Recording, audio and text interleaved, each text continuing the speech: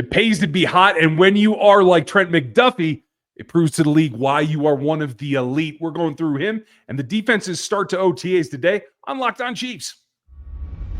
From the land of the free and the home of the Chiefs, this is the Locked On Chiefs podcast. Welcome in, Chiefs Kingdom. Thanks for making us your first listen today. Make another Locked On show your next listen, because we are free for you all the time on every platform, everywhere, 5 days a week plus. And you everydayers already know that. We appreciate you. We do this for you. You locos who work, keep us going. Get on our text line at 816-357-8781 if you want to chat with the locos and get all the breaking news that we put out on the text line immediately so that you can have it before we get to the show, and make sure that we cover it on the show, where Chris and I have been doing this for a very long time. Been covering this team, one or both of us, for at least 13 years, 10 together on podcasts, 9 on this podcast, and we just keep it rolling. So if you are ever wondering why we do this, it's because we've covered this team as journalists for quite a long time. And it only gets better as we get older, because we get to learn what Andy does and what Andy might need to change. We're going to cover some of that today. So where are we going to do that? Not only here on this show, but at KC Chiefs Corner, where Chris does his work, NFL33.com, and RGRfootball.com, where I do mine. We're going to start probably in the best spot of what's hot at training camp. Later in the show, we are going to get to the things that George Karlaftis wants and needs to do. That's coming up later. Before that, we'll get to Trent McDuffie and his contract, what this start that we're going to begin with really does. And I think there's nothing more important than what Trent McDuffie did and coming out and setting the tone on day one. I know play of the day is a term that gets thrown around, but Trent McDuffie really did it. And it's a guy who just started to come on in his career in taking the ball away. To do that early against Mahomes in training camp, to set that tempo, that it's not just the offense that we always talk about. The defense is here too. And to win a championship, you need to have them. I love that kind of like tempo setting from Trent McDuffie. I love it too. You keep saying training camp is driving me nuts, but sorry, OTAs. I'm just so excited. I get it. I wish that it was training camp, because football would be here and we'd be able to talk a little bit more about it. But we have OTAs, organized team activities. So, it's great that he started where he left off.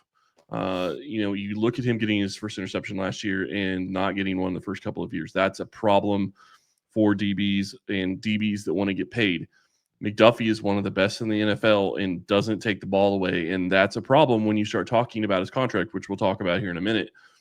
But him taking a ball away from Mahomes in one of the first OTA sessions open to the media is a great sign that he is starting to click a little bit more, and something that he needs to work on in taking the ball away. And one of the things, you go back to, I think it was the first Super Bowl against the Eagles.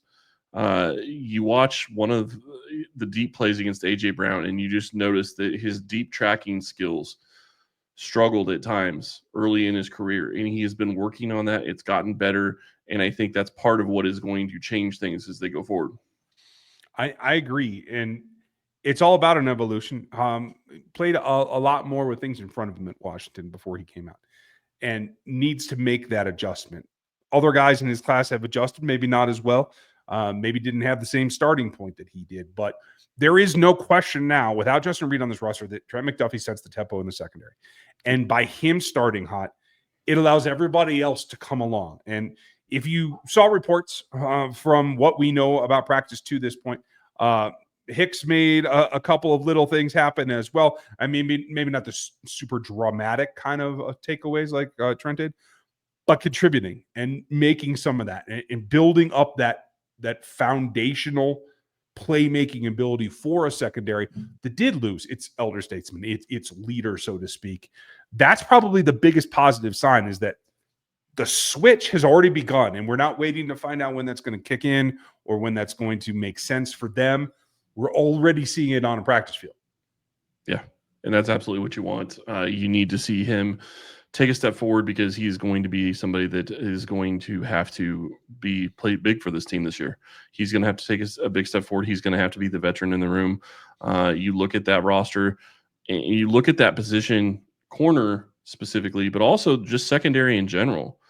The only guy that's really an elder statesman on this roster is Mike Edwards, and I don't know how much he's going to play. Like, I'm not saying that he's not going to play at all, but that really does matter when you start talking about who's going to be your leader, because you want leaders that are going to be on the field, and Trent McDuffie is going to be that guy. He is going to be basically your elder statesman at the secondary position. Yeah, and that's crazy to talk about. At 25. Yeah, exactly. What we're going to talk about next is his first contract extension. That's coming here. But to have that kind of youth movement and to be able to sustain that, and we know that it started maybe a little bit earlier with Jarius Sneed, one player, not in a whole class, and not the volume of snaps that this class takes up in this secondary. But L'Jarius Sneed kind of set the tempo for them to get to that point, and for him to have someone to guide him. And McDuffie does talk about LJ and what his influence was, to be able to take that to the next level and know that you have young guys like CRW in here. You have Noel Williams, who's coming in and needs to, especially for Noel Williams, a guy that has already displayed heavy ball skills in college, 7 interceptions last season at Cal, tons and tons of opportunity he will get thrown at, especially when you're playing opposite Trent McDuffie. You will have opportunities to take the ball away.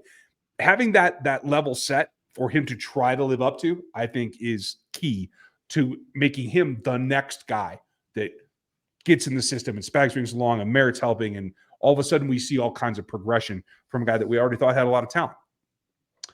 Yeah, and when you start looking at, you talk about the different guys that are going to be on this roster and the different guys that they drafted in that same draft class. You have Josh Williams, you have Nazeeh Johnson, you have Jalen Watson. I mean, all of those guys are going into year 4, and you're still looking at overall Jalen Watson's the elder statesman of those 3 at 27. Like, they're all drafted in the same class. And then you also have Brian Cook that was drafted in that same class. Nazeeh Johnson's 27, but he hasn't played near as much as the rest of them. So I'm kind of leaving him out for that single reason. But this whole group is extremely young. And then you talk about a guy like Jaden Hicks, who was drafted last year. Cook's 26. I mean, all of these guys are just going to be going into their 4th season and are going to be 25 or 26 years old, the ones that are going to get the most playing time. And Joshua Williams is going to be a guy that's probably going to be on the outside looking in, based on what we have seen in the past, at least, unless he took a big step forward in year 4. But as our friend Therese Paylor used to always love to say, the contract year is always undefeated. And all of these guys are playing for contracts right now. Yeah. McDuffie, Nazeeh Johnson, Jalen Watson, Joshua Williams, Brian Cook, all of them are playing for contracts. Yeah. And that's just the secondary. You're not even talking about guys like Karlaftis, which we'll talk about later, and a guy like Leo Chenal, who is also in that draft class. And that's why it comes back to who's in the room and where. And I'm trying to look up Mike Edwards' actual age, because I think Christian Fulton has him by – I think he has Christian Fulton by just a little bit. Now, Christian hasn't been on the field yet, as I understand. Maybe he was today. 29. Okay, so he does have Christian Fulton by 3 years. Fulton's 26. Fulton's a newcomer, so sometimes that experience can pay, but you have to get into the rhythm of it. And so having McDuffie start and Fulton be able to come in, we'll see when he's on the field. That always helps, and it also sets the playing field for what happens next in keeping Trent McDuffie long term. We're going to get to what that contract has to look like, and it has to be big, and it has to be soon. Coming up next. As a small business owner, your work doesn't end when the clock hits 5. Your business is always on your mind, which means it's time to hire. You need a partner that works just as hard as you do. That's where LinkedIn Jobs comes in. When you clock out, LinkedIn clocks in. LinkedIn makes it free and easy to post for free on your profile with your network and get qualified candidates that you're looking for all in one place. So post your job. The new feature can even help you write job descriptions and then quickly get in front of the right people with deep candidate insights. And here's the pro tip. Add the hashtag hiring frame to your profile picture to double your reach to qualified candidates. No wonder 72% of small businesses say LinkedIn helps them find the high quality hires right away. Post your job for free at linkedin.com/LockedOnNFL. That's linkedin.com/LockedOnNFL to post your job for free. Terms and conditions do apply.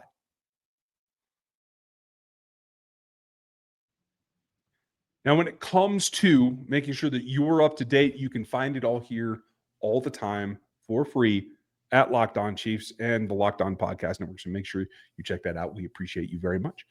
Now, the next step in the evolution is securing your future. This is something that we've talked about for a bit. When that class came in, L'Jarius Sneed was obviously the best corner they had in the room. It didn't work out for them to continue to have L'Jarius on this roster. Quite frankly, I think the health was a concern, and Huge. The Titans are certainly dealing with it at this point. But after exercising the fifth-year option, that settles things down. But that is not a long-term solution. It is just 1 year. It does set the salary. And you know this better than I should just ask you, what does fifth-year option do for Trent McDuffie? I mean, it gives him a floor.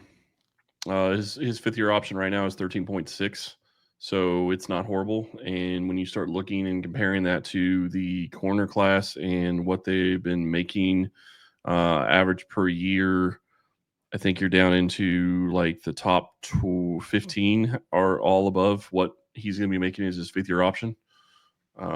So it's not great for him, but he hasn't had hit the accolades that force it to be higher. I mean, you look at a guy like Sauce Gardner, I think his number is 20 million. And so that changes things. And it's going to change the dynamics of what he's going to get offered as a contract too, because he's already guaranteed that amount. And so you have to wonder, I think the Chiefs are probably waiting to see what Sauce Gardner gets done, because I'm guessing that's probably going to get done this year, would be my guess, because I can't imagine the Jets want to wait on it. Right, because it's just going to get more expensive the longer they wait on it. But that's the big question. I mean, if they're waiting for Sauce Gardner to get done, he probably doesn't get paid this year. If they're not waiting on him getting done, you're still looking at a deal where I would say, let's see, if we get down to the Marshawn Lattimore, 19.4, Trevon Diggs, 19.4, would you put McDuffie above those two? I put him right with them. Yeah. So, I mean, you're looking at all of $20 million, and I would pay McDuffie more than Diggs and Lattimore because of age. Mm-hmm. Lattimore is 29, Diggs is 27, McDuffie's 25 this year. So, to me, I'd pay him more just because of his age and because I think that he's going to be able to play longer. But, you know, the reality of this contract is, I mean, you got Derek Stingley Jr., who is sitting there at $30 million a year, which is not really true, but that's what they're going to call it right now. And J.C. Horn at 25, Jalen Ramsey at 24, and Patrick Surtain at 24. Surtain the second at 24, Jair Alexander at 21. Those are your top 5 corners on your average per year. Yeah. And when you just look at the draft class that Trent McDuffie came in at, right? Obviously, you talked about Sauce Gardner, Derek Stingley, also on the 5th year. That will drive that up. Trying to look at the other DBs here. It's surprising to me at this point that there's been quite a few fifth-year options that have not been exercised on this particular class. Chiefs exercised both. We'll talk about George Karlaftis in a little bit. Kenyon Green did not get it. Jahan Dotson did not get it. Traylon Burks obviously didn't get it. Trevor Penning, no. Kenny Pickett, no. Trent, yes. The Quay Walker, Kyer Elam will be a free agent because they're not exercising his. Tyler Linderbaum did not get the tag. Devin Lloyd did not. Cole Strange did not, although Cole Strange is a good player. I have to laugh about Kyer Elam every single time it's mentioned when we're talking about Trent McDuffie, because I just about guarantee you the Buffalo is going to take Trent McDuffie, and then Kansas City made the trade. So yeah, and all that goes to set up what they have to do, and by doing the 5th year and putting him in that echelon, and I would argue that Sauce started hot. I wouldn't say he's played last season as well as he did earlier. Stingley seems to be going the opposite direction, but the guy who's been the most consistent in this class is Trent McDuffie. And I do think for being the guy of those 3 that has the lowest 5th year, it was selected the latest. I do think that gives him an argument to try to push that. I think he's in a good place with the team. Everything that I've heard says that he is. So my whole thing is not only should Sauce get done this year, but after a hot start, like we talked about earlier, this should be something that both sides in the Trent McDuffie deal are pushing to get done as soon as possible. I know the 5th year allows you to put some things on hold or to wait it out till it's more convenient. But I would say no time is more convenient than now Because if you get this done before this year's training camp, and I actually mean training camp this time, folks, not OTAs, you save yourself money than waiting until next spring after another Super Bowl run, after another year of being the leader of this group, and maybe more so than he has been before. You know what you have to say if you want to get done before training camp, right? It will not happen. Okay. Thank you. Okay. Inside joke, folks. If you haven't listened to us for a long time, I have this way of jinxing things. So we're going to try it. Yeah. And it seems to work. So I look at this and I say, okay, I would get a deal done with Trent McDuffie because to me, when you look at this defense, outside of Chris Jones, who you already know is the cornerstone of this defense, Trent McDuffie's number 2. Like, to me, he is their second best player on defense. And I think that you could make an argument in some games, he may be even better than Chris Jones at times. At times, yeah. I'm not saying it's all the time. I'm just saying at times he is better than Chris Jones. And so you look at what that's going to mean for this team. If they get this deal done, can they lock him up for $22-23 million a year? I think you do it. And I think you just realize that that's what the cost of doing business is, because the other reality that you have to take into account and you have to realize looking at this contract is it's not just Trent McDuffie, because the other part of it is you have Najee Johnson, you have Joshua Williams, and you have Jalen Watson, all going to be free agents in 2026. And if you don't have Trent McDuffie under contract, that's a problem. Even though you have him under a 5th-year option, if he decides he's not going to play under the 5th-year option, you're in a big world of hurt. Don't get me wrong. I understand you have Christian Fulton. You just drafted Noel Williams, but you can't go into next year without Trent McDuffie and feel like you have your defense in a good spot. And for those that will make the argument, you should have done this with Jarius. Why would you do this with McDuffie? Other than the injury his rookie year, he has started every game he's played in, period. Yep. That is it. That is what it all comes down to at the end of the day. And that makes L'Jarius can't stay on the field. Like they literally had to keep him out of training camp. They had to keep him out of practices. They had to work with him just to be able to get him ready to go and play on Sunday. And don't get me wrong, he played fantastic on Sunday. But when you can't practice and you realize that knee is probably, I mean, from what it looks like, that knee is probably shredded, it seems, based on how it's been dealt with. I'm not trying to say that I know anything about it, but he hasn't played and he can't. Like, he cannot practice on a regular basis. He can't go through training camp. And somebody paid him $19 million. They took him off Kansas City's books for $19 million and gave him 2 third-round picks. I will take that every day and be happy with it. And Trent McDuffie doesn't have that injury history. And the one injury, what did he have? Did he have a concussion or was it hamstring? I can't remember what he had his rookie year. Yeah, but it wasn't something that you would worry, like concussion, I guess you would worry about long-term, but he hasn't had a reoccurrence of it. So don't think you have to worry about it at that point. No, and that's what makes this situation completely different than L'Jarius Sneed. What it doesn't make it different than is George Karlaftis. He's got to do a couple of things. We'll tell you what they are so that he can come back as well right after this.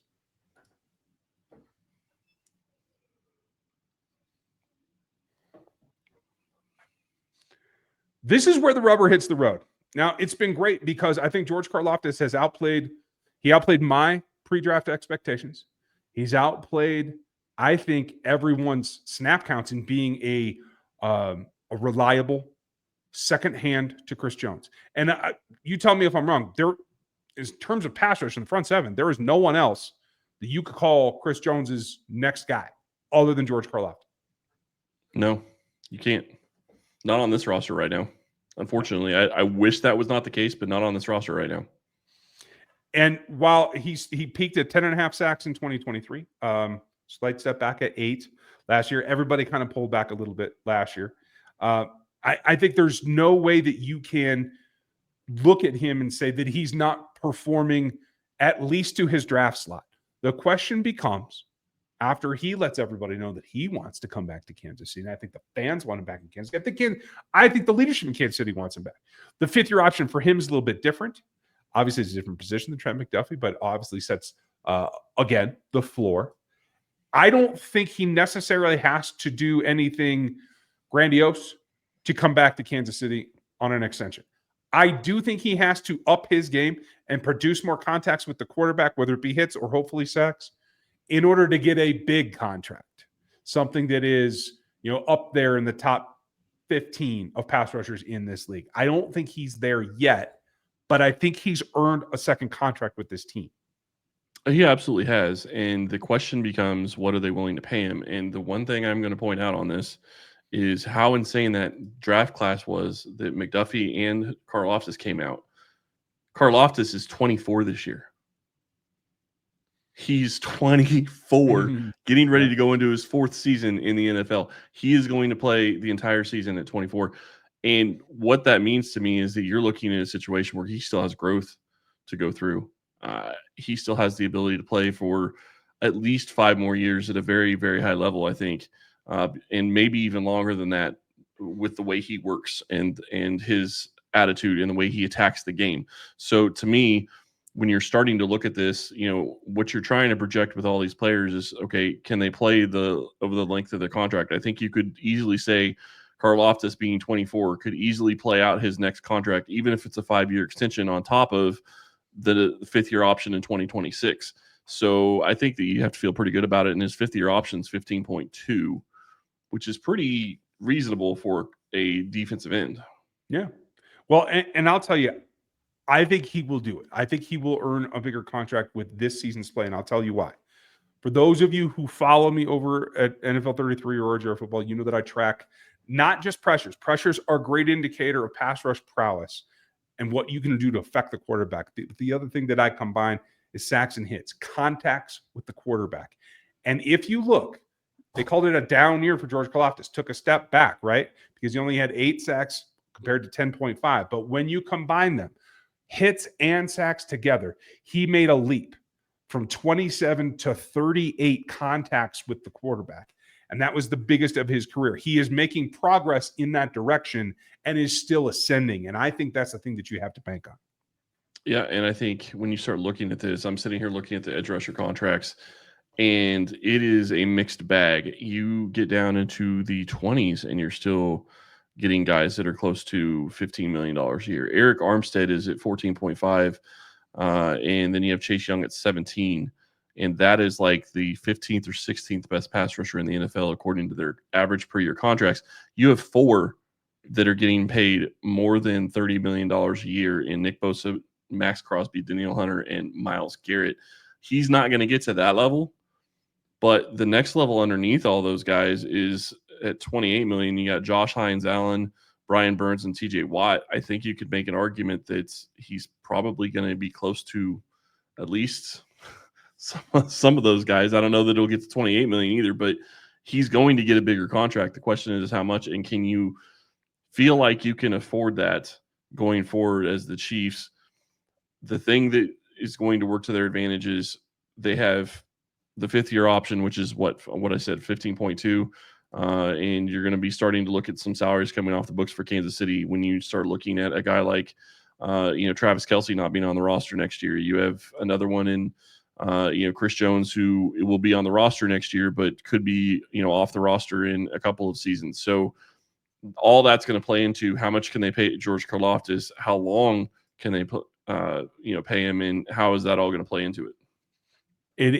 It is a mixed bag. It all goes into the tumbler in order to make that decision.